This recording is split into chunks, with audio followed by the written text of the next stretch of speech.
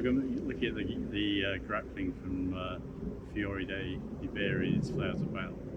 Now, the postures used in the grappling are very similar to those used for dagger and sword, so it suggests it's a combined system, which means it's not going to be like modern wrestling where you're grappling, clinching, and going to groundwork. It's going to be probably more mobile and avoiding getting stuck.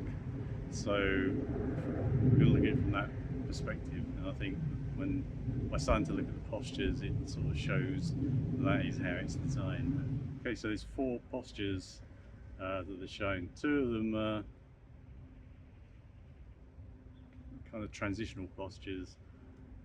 Well, they're all transitional postures because you can move from one to the other. And 2 are explicitly postures where you wait to receive the attack. So the transitional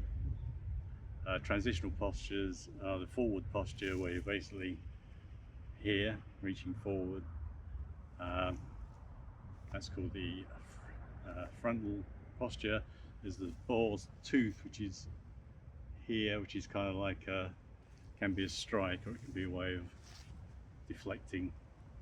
The 2 that are receiving postures, for want of a better word, is the long posture, which is shown something like this, and it explicitly says that it's used in the first play, and the other one is the iron gate, which is basically here. Now, all of the other transitional postures reference to go to iron gate. Iron gate is a good receiving posture, but it's also a good posture for breaking things and dislocating things, because the whole point of this is not to get into a friendly wrestling match. It's to dispose of the person, doing a great deal of damage as fast as you can. So the iron gate is probably the most important posture, but it's not shown in any, explicitly anyway, in any of the other pictures as they go through the technique. So you'd have to infer it's there at the beginning and sometimes at the end. Okay, so we're going to look at the first and second plays. So the first play, the defender starts in the frontal posture, and then it looks like it moves to the boar's tooth, and that's the only picture in the series that has that, so I assume that is that. And then from there it will go to iron gate. So I'm in frontal posture. As he comes in here, this is a short movement, this is now against his arm. So rolling that over, bringing this out here, this is now in a position I can break his arm here very easily, or I can take him down.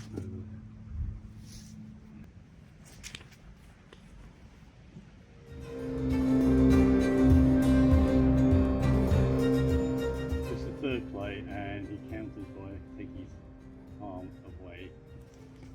So as I come over for this, he moves this down. This leaves my arm here, his legs here. I strike back in, throw down.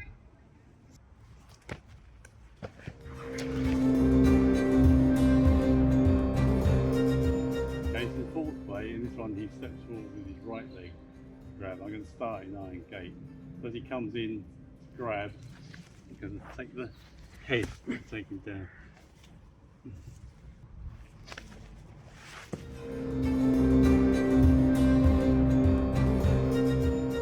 So this is the fifth play. It looks kind of similar to the third play, but there's a grip on the throat as well. I'm going to start in iron gate. Well, that's correct or not, I have no idea, but I mean, it seems a good place to start. He comes in grabbing low, I go for his throat, grab here, grab the throat, right.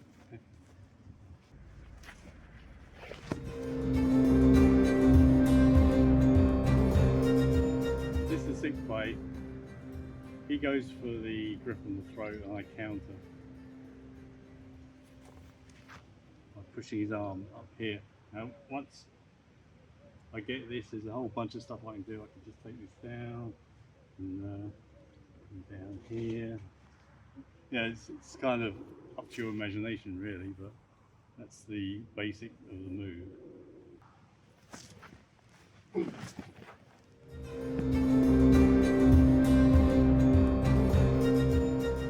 Okay, so this is the 7th play. It's designed to throw him onto his head. So there's no kind of easy way of doing this, so I'm not going to actually do the throw because I don't think we got idea. Anyway. So take this behind the neck and I grab his under his knee. Now this leg is straight, this leg is bent. What I want to do is shift my posture. Right, bang. And so problem is you got to keep your back really straight and then just bodily lift him up here and then keep that going, crack into the floor. So there's no easy, you can't really half do it without him landing quite heavily. Okay, so the 8th play is a pressure point technique. It's a pressure point just behind the ear there, which is very painful. So he's going for a throw. As he goes for it, I push into the pressure point here. This gives him a bit of a pause. And from there, I can then go into a technique. Okay, so this is the counter to the 8th play. He pushes up on the elbow. This push up on the elbow is used 4 times in the whole sequence, so it's quite a common defence. So he's going for the throw. I go for the pressure point. He now swings his arm over.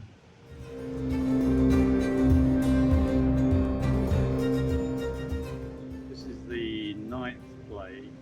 It's a grab from behind. Now that kind of suggests maybe it's not a one-on-one. Maybe I'm facing away, facing up.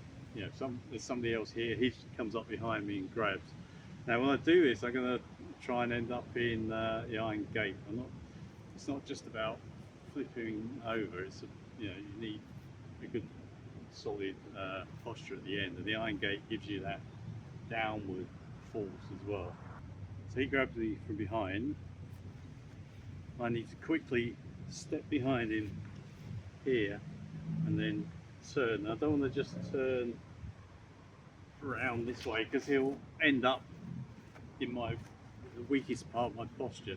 So I actually want to bring him over and down more in front of me, and if I use the iron gate type posture, dumps him in front of me. Okay, so this is the 10th play. To throw over the leg, but again I don't really want to bring him down here because that's a weak part of the posture. So I'm going to try and keep him more in front of me and use the iron gate again. It says you have to do this quick because it's a little bit dangerous. Because if I stay there, if I can't do it fast enough, he'll throw me. So we both go for grapple. I step behind.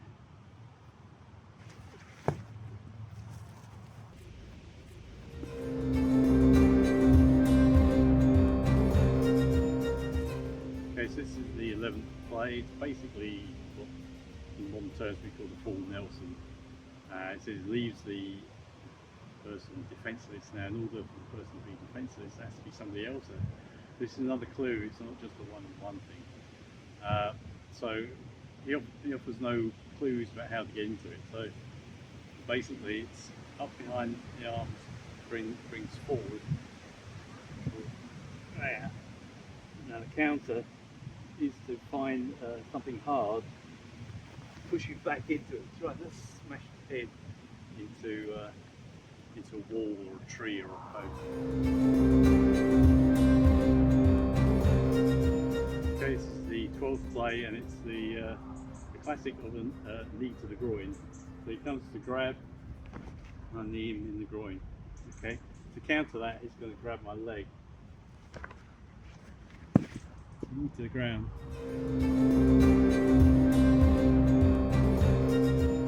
It's the 13th play, so he uses the frontal posture here. So he sees seized me around the waist, basically stick both hands in his face. Now, a counter to that is he lifts my elbow.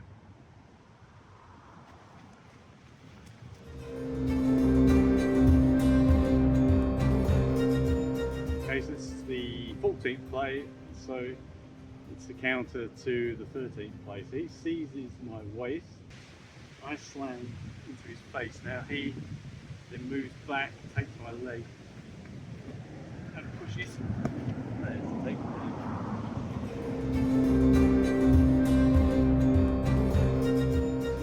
This is the 15th play, again uses the frontal posture. He's grabbing around my neck, I come over and slap him here. So from here I can go into the third play, alright, take him down there. He can counter that by pushing up on my elbow.